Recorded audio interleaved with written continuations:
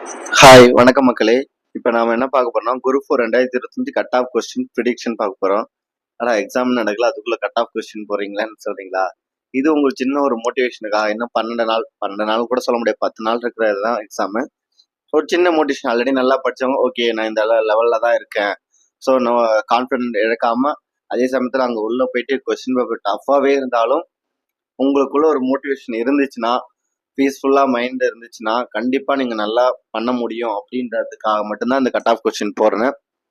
இது வந்து உங்களை பயமுறுத்துறதுக்காகவோ இல்லை வந்து உங்களை டிமோட்டிவேட் பண்ணுறதுக்காகவோ இல்லை, கிடையாது. இது ஒரு மோட்டிவேட் பண்ணுறதுக்காக. நீங்கள் என்ன பண்ணணும்னா இந்த 160 ரேஞ்சில் வந்து இருக்கணும் அப்படின்றத மனசளவு ரெடி பண்ணிக்கோங்க. அதே மாதிரி அங்கே போயிட்டு பீஸ்ஃபுல்லாக அதே சமயத்தில் கொஸ்டின் பேப்பர் டஃப்பாக இருந்து நீங்கள் 160 எடுக்கலன்னா கவலைப்பட தேவையில்ல. கொஸ்டின் பேப்பர் ஓகேவா இருந்து மாடரேட்டாக ஈஸியாக இருந்ததுன்னா 160 இருக்கணும் அப்படின்னு சொல்லிட்டு தெளிவான மனநிலையோட போயிட்டு நல்லா படிங்க, நல்லா அப்ரோச் பண்ணுங்க. நீங்கள் 190 200 எடுத்து ஒன்றும் ஆக போகிறது இல்லை, அதே போஸ்டிங் தான் கிடைக்க போகுது. அதே நீங்கள் ஒரு 170 155 இருந்தீங்கன்னா அந்த ஒவ்வொரு கொஸ்டினும் வந்து உங்களோட வாழ்க்கையோ இல்லை உங்களோட போஸ்டிங்கோ வந்து தீர்மானிக்கும். அதனால வந்து 170ன்றது நீங்க ஒரு மேக்ஸிமம் வந்து நம்ம எடுக்கணும் அப்படின்றத ஒரு ஃபிக்ஸ் பண்ணிக்கோங்க.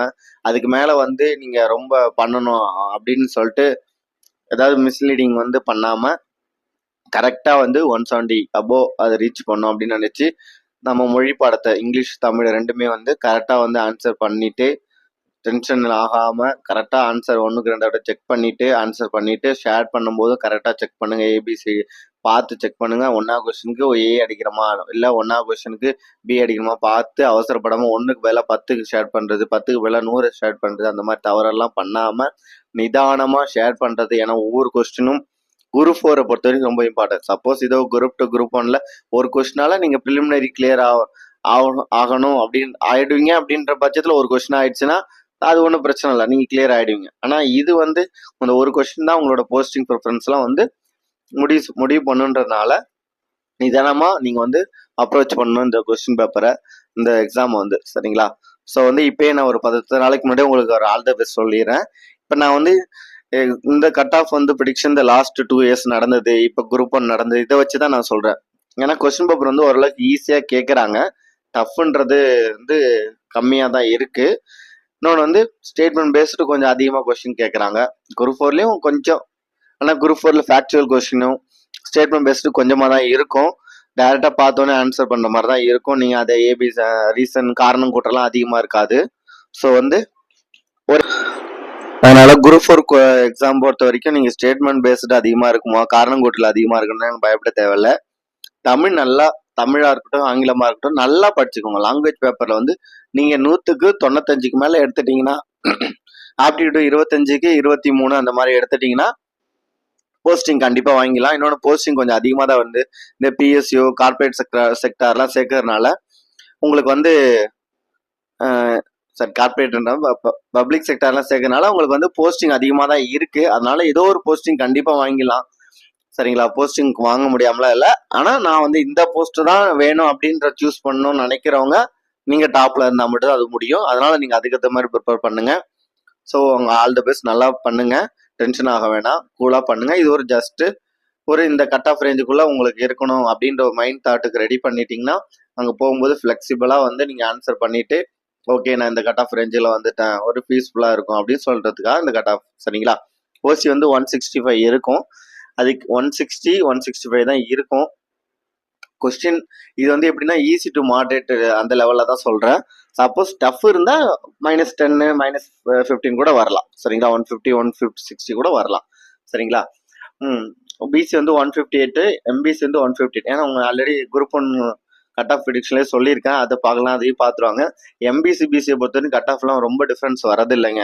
இன்னொன்று எம்பிசி தான் ஃபர்ஸ்ட் முடியுது, பிசி தான் அதுக்கப்புறம் முடியுது. சரிங்க, எம்பிசி தான் கட் ஆஃப் அதிகமாகுது. ஸோ வந்து எப்பயுமே இப்போல்லாம் வந்து பிசி எம்பிசிக்கு வந்து கட் ஆஃப் வந்து டிஃப்ரெண்ட்லாம் வரதில்லை, அதிக டிஃப்ரென்ஸ் இருக்காது.